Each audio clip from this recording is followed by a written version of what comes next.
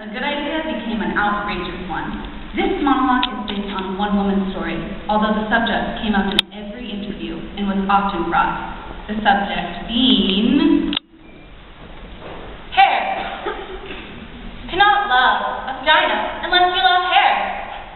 Many people do not love hair. My first and now ex-husband, he hated hair. He said it was cluttered and dirty.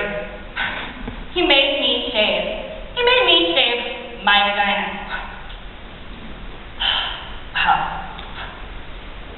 It looked puffy. It looked puffy and exposed, like a little girl. When he made love to me, my vagina felt the way a beard must feel. It felt good to rub it, but really painful, like scratching at a mosquito net. She felt like she was on fire. There were screaming red bumps. I refused. Why not refuse to shave it again? Well, then the bastard had an affair. When we went to marital therapy, he said, I screwed around because you wouldn't please me sexually. Well, the therapist had a German accent, gasp between sentences to show her empathy. She said, why don't you want to please your husband? I told her, I think it's weird. I feel little when my hair is gone down there. And you know, I just can't help but talk in a baby voice. The skin gets irritated.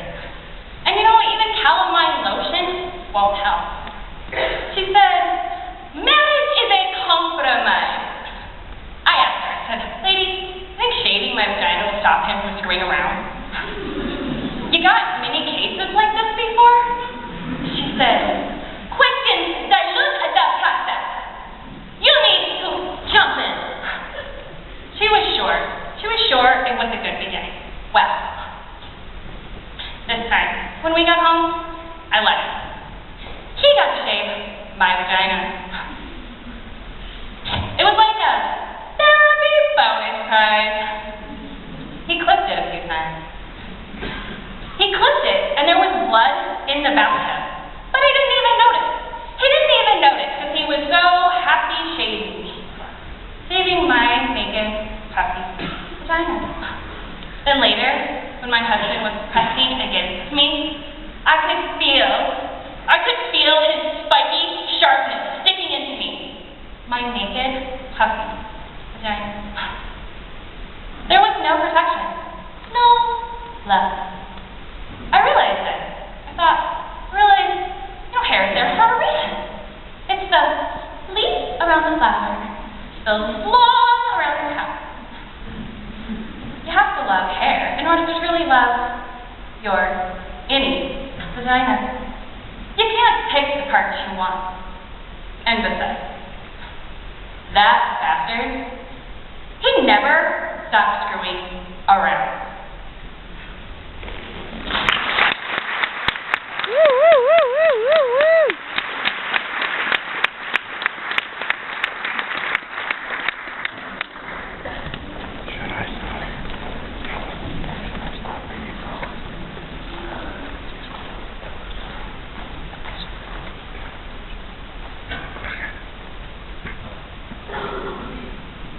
All of the women were asked the following questions.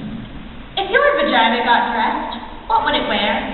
Glasses, a beret, leather jacket, stockings, make a pink boa, A male tuxedo, jeans, something form-fitting, emeralds, an evening gown, sequins, Armani only, a tutu, see-through black underwear, a taffeta gown, something machine washable,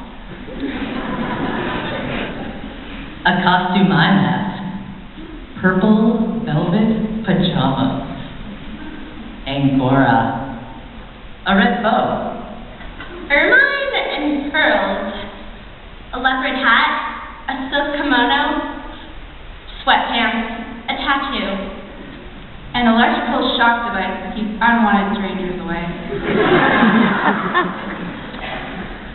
high heels, lace, and combat boots. Purple feathers, twigs, and shells. Cotton. A pinafore, a bikini, a slicker. If your vagina could talk, what would it say? 2 words. Slow down. Is that you? Feed me, I want. Yum, yum, oh yeah. Start again. No, over there. Lick me. Stay home. Brave choice. Think again. More, please. Embrace me. Let's play. Don't stop. More, remember me? Come inside. Not yet. Whoa, Mama. Yes. Rock me. Enter at your own risk. Oh, God. Thank God. I'm here.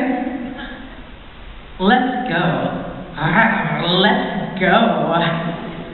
Find me. Thank you. Bonjour. Too hard. Don't give up. Where's Brian? That's better. There. Yes, there.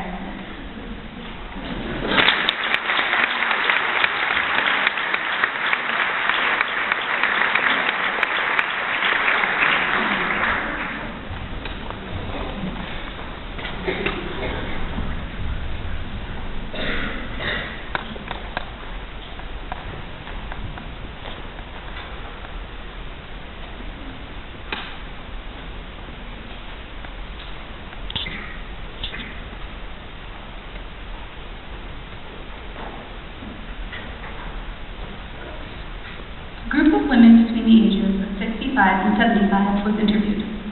These interviews were the most poignant, possibly because many of these women had never had a vagina interview before. One woman, who was 72, had never even seen her vagina. She washed herself in the shower and bath, but without conscious intention. So, she went home one afternoon with the help of her therapist. She lit some candles, drew a bath, played some music, and she got down with herself. She said it took her over an hour because she was arthritic, but when she finally found her clitoris, she said that she cried. This monologue is for her.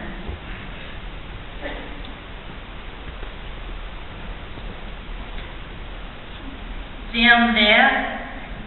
I haven't been down there since 1953. No, it had nothing to do with Eisenhower. No, it's the cellar down there. Very damp and clammy. You don't want to go down there. Trust me, you get sick. Suffocating, very nauseating. The smell of the clamminess and the mildew and everything. It gets in your clothes. No, there was no accident down there. It didn't blow up or catch on fire or anything. It wasn't so dramatic. I mean, well, never mind. I can't talk to you about this. What's a nice girl like you going around talking to old ladies about their down there for anywho? We didn't do this kind of thing when I was a girl. All right, Jesus, okay. There was this boy, Andy left club. He was very cute, and he asked me out for a date in his car. I can't do this. I can't talk about this. Talk about down there. You just know it's there, like the cellar. There's rumbles down there sometimes. You can hear the pipes and things get caught in there, little animals and things. Sometimes it gets wet, and people have to plug up the leaks. Otherwise, the door stays closed. You forget about it. I mean, it's part of the house. Every house has a cellar. Otherwise, the bedroom would be in the basement. Oh, Andy left club. Andy was very good looking. He was the catch. That's what we called it in my day. We were in his car, his new white Chevy Bel Air. I remember thinking that my legs were too long. I have very long legs. They were smushed up against the dashboard. I was looking at my big kneecaps when he just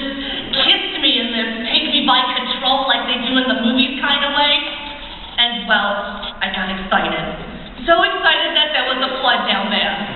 I couldn't control it. It was like this force of passion, this river of life just flooded right out of me, right through my panties onto the car seat of his new white Chevy Bel Air. It wasn't pee and it was smelly. Well, frankly, I couldn't smell anything, but Andy said it smelled like sour milk. He said I was staining his car seat, that I was a stinky, weird girl. I tried to wipe the flood up with my dress. It was this new yellow primrose dress, and it was so ugly with the flood on it. Andy drove me home without saying another word, and when I got out and closed the door, I closed the whole store. Never opened for business again.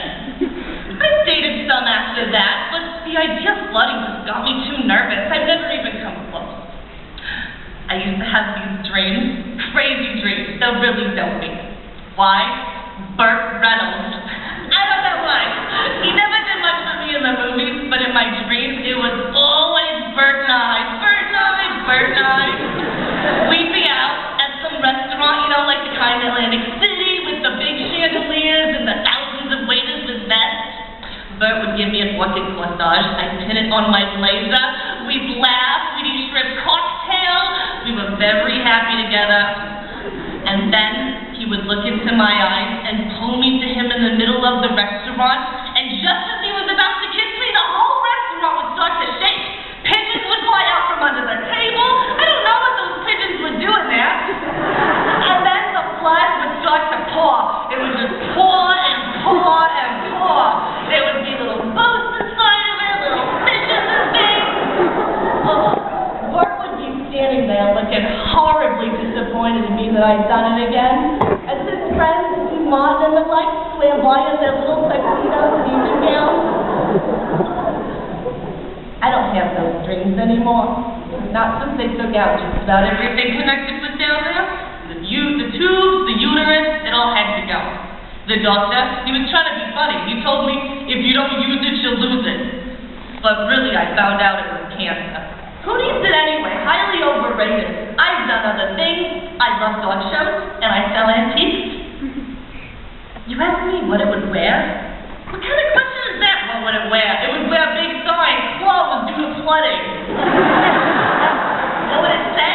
I told you, it's not like that. It's not like a person who speaks. It's a place. The place you don't go is down there. Are you happy? You got me to talk. You got an old lady to talk about it down there. You know, you're the first person I've ever talked to about this, and I feel a little better.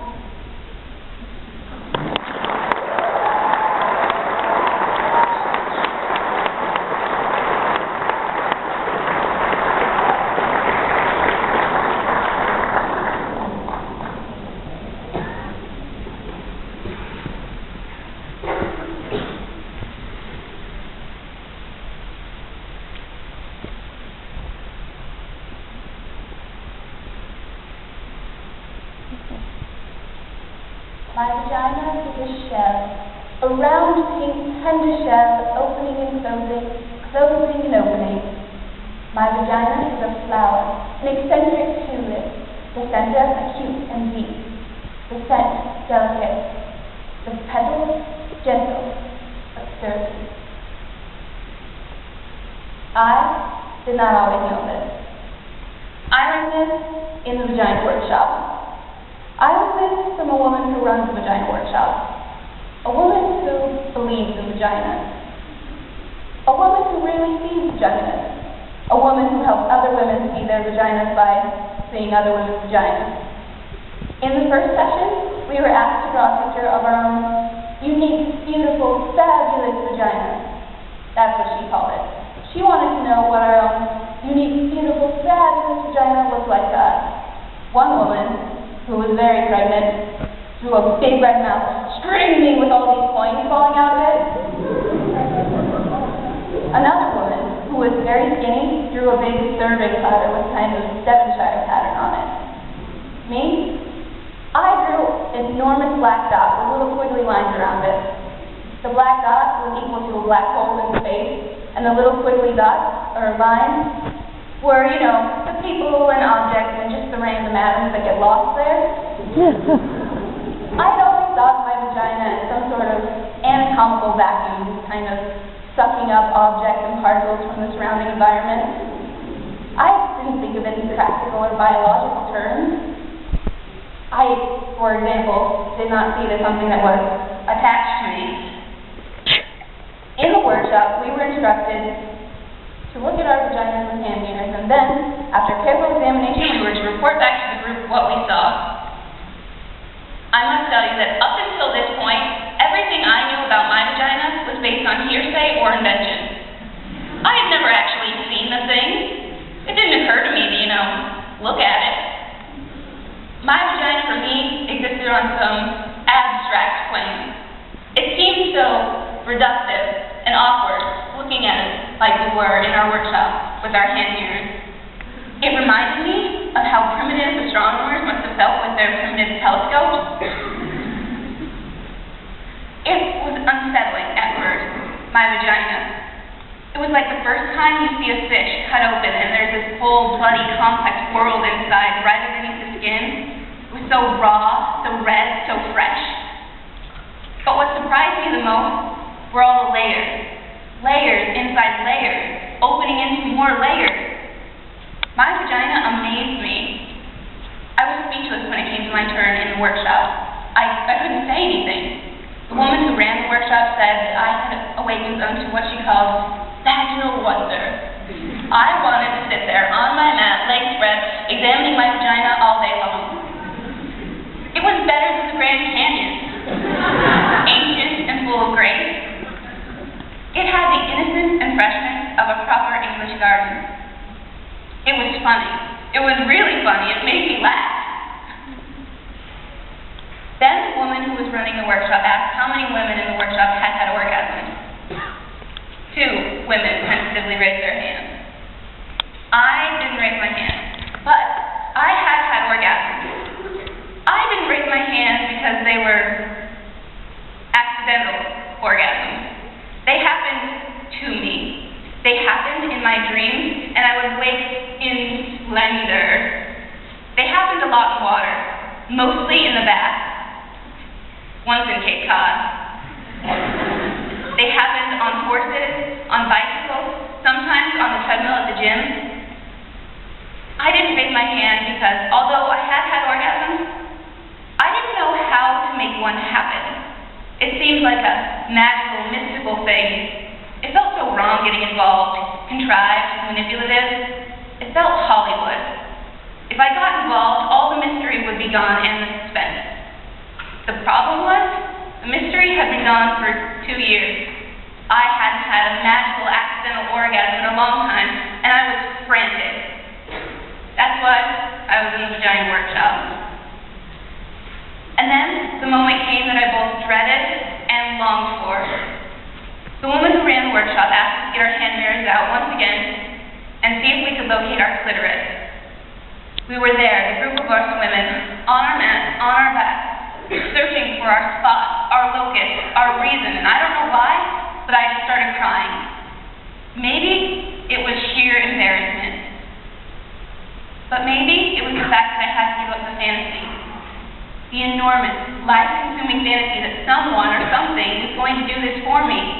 That someone was coming to lead my life, to choose directions, to give me orgasms.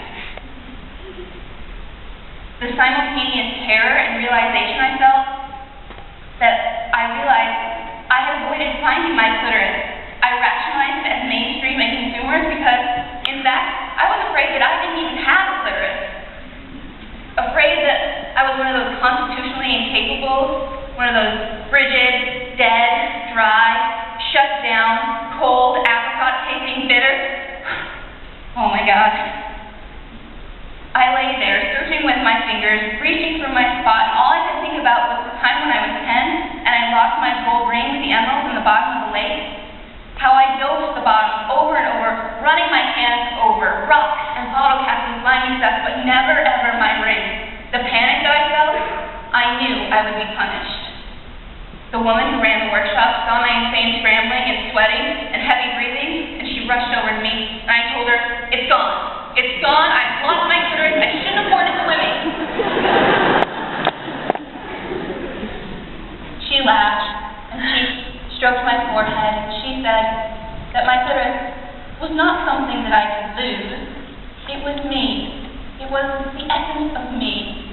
It was both the doorbell to my house and the house itself. I didn't have to find it. I had to be it. Be it. Be my clitoris. Be my clitoris.